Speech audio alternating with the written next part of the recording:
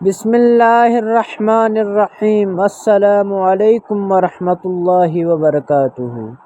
قربانی کا گوشت کتنے دن تک گھر میں رکھنا چاہیے اور اس کا کب تک کھانا جائز ہے؟ قربانی کا گوشت کتنے دن کے بعد کھانا حرام ہے؟ یہ سوال بہت سے لوگوں کے ذہن میں آتا ہے کیونکہ اس کے بارے میں بہت سے مختلف نظریات سننے کو ملتے رہتے ہیں۔ بعض لوگ کہتے ہیں قربانی کا گوشت 3 دن سے زیادہ نہیں رکھنا چاہیے کیونکہ 3 دن کے بعد اس گوشت کا کھانا حرام ہے۔ بعض لوگ کہتے ہیں قربانی کا گوشت اسی مہینے میں یعنی ذو الحج کے مہینے میں ہی ختم کر دینا چاہیے، اس کے بعد اس گوشت کا کھانا حرام ہے۔ بعض لوگ کہتے ہیں کہ محرم کے مہینے میں قربانی کا گوشت نہیں کھانا چاہیے۔ ناظرین، آج کی اس ویڈیو میں ہم احادیث مبارکہ کی روشنی سے یہ جانیں گے کہ قربانی کا گوشت ہم کتنے دن تک گھروں میں رکھ سکتے ہیں اور اسے کھا سکتے ہیں۔ میری آپ سب سے گزارش ہے کہ ویڈیو کو آخر تک ضرور دیکھیے گا۔ ناظرین، اللہ عز و جل نے اپنے فضل و کرم سے ہمیں جو نعمتیں عطا فرمائی ہیں، ان میں سے ایک بڑی نعمت حلال گوشت بھی ہے۔ گوشت ایک ایسی نعمت ہے جو جنت میں بھی دستیاب ہوگی۔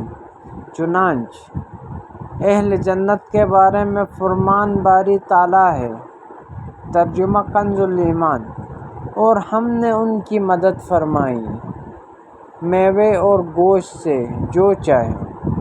سرکار مدینہ صلی اللہ علیہ وآلہ وسلم کا پسندیدہ کھانا گوشت تھا۔ پیارے آقا صلی اللہ علیہ وآلہ وسلم نے مرغی کا گوشت بھی تناول فرمایا ہے۔ بخاری حدیث 5517 ماخوذ۔ گوشت دنیا و آخرت والوں کے کھانوں کا سردار ہے۔ مرغی اور مچھلی کے گوشت کو وائٹ میٹ، جبکہ چوپایوں 4 پاؤں والے جانوروں کے گوشت کو ریڈ میٹ کہا جاتا ہے۔ گوشت کے اجزاء: گوشت میں آئرن، پروٹین اور وٹامن بی کمپلیکس وغیرہ مختلف اجزاء شامل ہوتے ہیں جو جسم انسانی کے لیے مفید ہیں۔ مناسب مقدار میں گوشت کھانا انسانی صحت کے لیے فائدہ مند ہے، لیکن اس کا حد سے زیادہ کھانا نقصان دہ بھی ثابت ہو سکتا ہے۔ وائٹ میٹ کی نسبت میں ریڈ میٹ میں چکناہٹ اور پروٹین کی مقدار زیادہ ہوتی ہے۔ ایک طبی تحقیق کے مطابق ریڈ میٹ کا ضرورت سے زیادہ کھانا کینسر، دل کے امراض، ذیابیطس، جگر اور معدے کے امراض کا سبب بن سکتا ہے۔ نیز جو لوگ پہلے سے ان امراض کا شکار ہوں، ان کی تکلیف میں اضافہ ہو سکتا ہے۔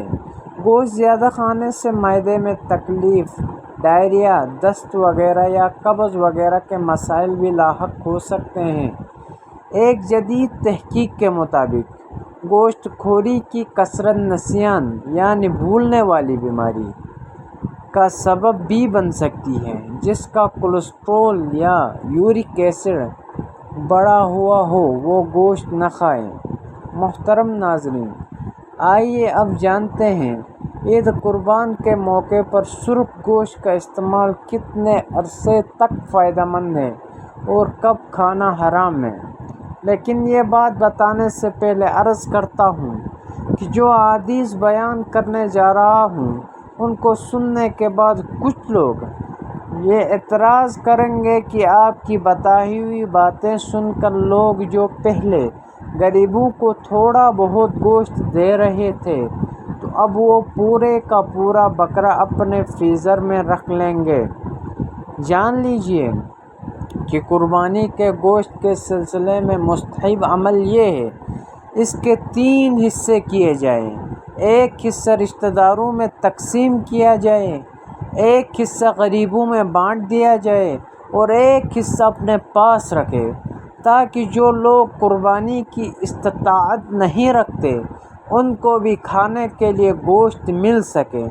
جو گوشت آپ نے اپنے حصے میں کھانے کے لیے رکھا ہے اس کو کتنے عرصے تک استعمال کیا جا سکتا ہے؟ اس حوالے سے دو احادیث بیان کی جا رہی ہیں۔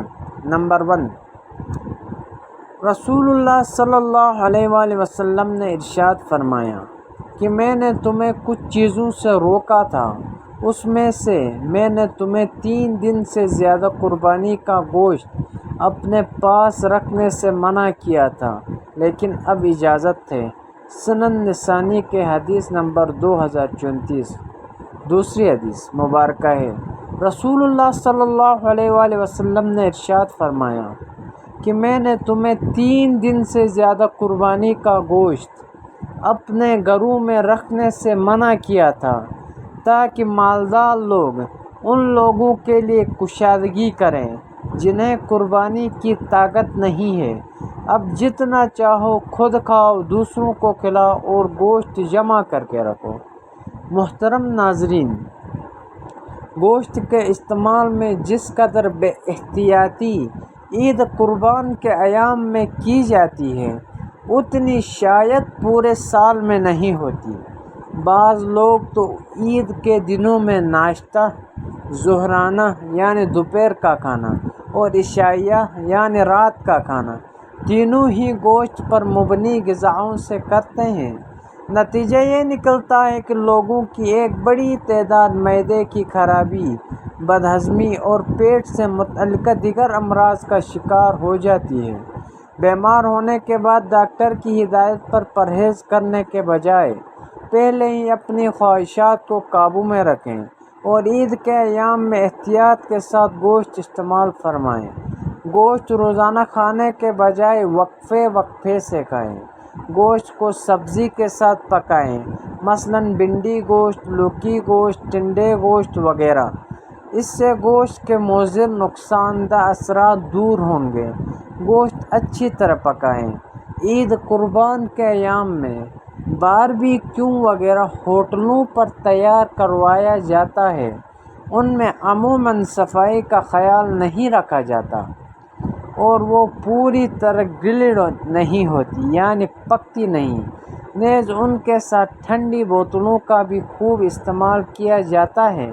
اس قسم کے افراد مختلف امراض کا شکار ہو کر ڈاکٹروں کے پاس چکر لگاتے نظر آتے ہیں۔ باربیکیو وغیرہ کے ساتھ شملہ مرچ اور ٹماٹر اور پیاز وغیرہ کا استعمال ان کے نقصانات کم کرنے میں معاون ہے۔